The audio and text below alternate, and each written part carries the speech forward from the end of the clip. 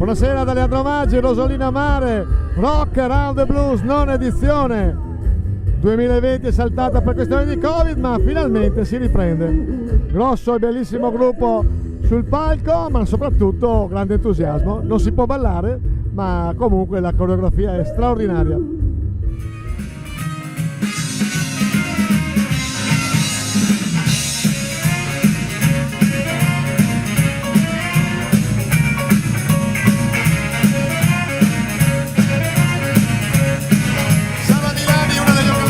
Di questo Rock Around the Blues non edizioni, cosa avete preparato di menù per questa edizione?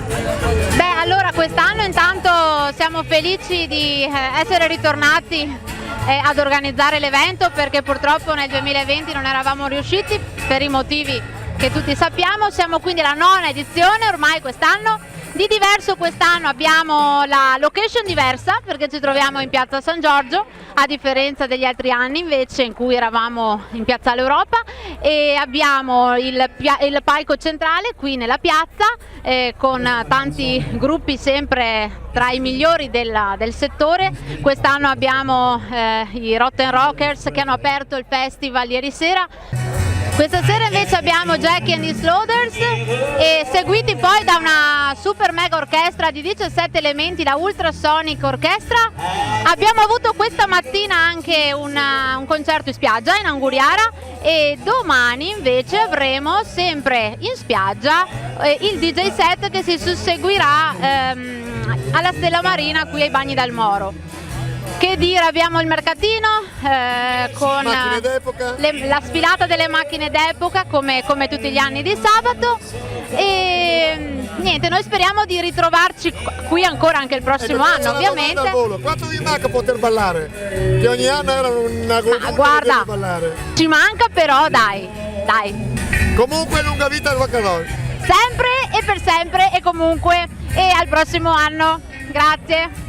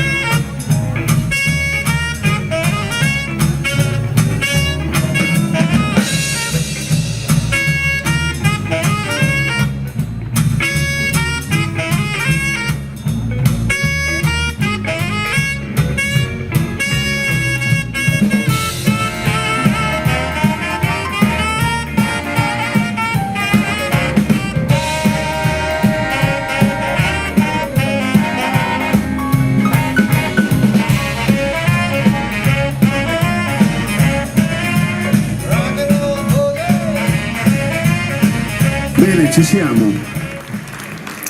Allora, la prossima band ci farà fare un viaggio attraverso tutto il periodo e tutto lo spettro della musica degli anni 50, dai più classici ai brani un po' più caraibici.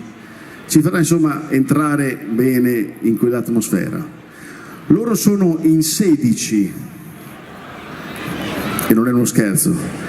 Signore e signori, The Great Roll Ultrasonic Orchestra.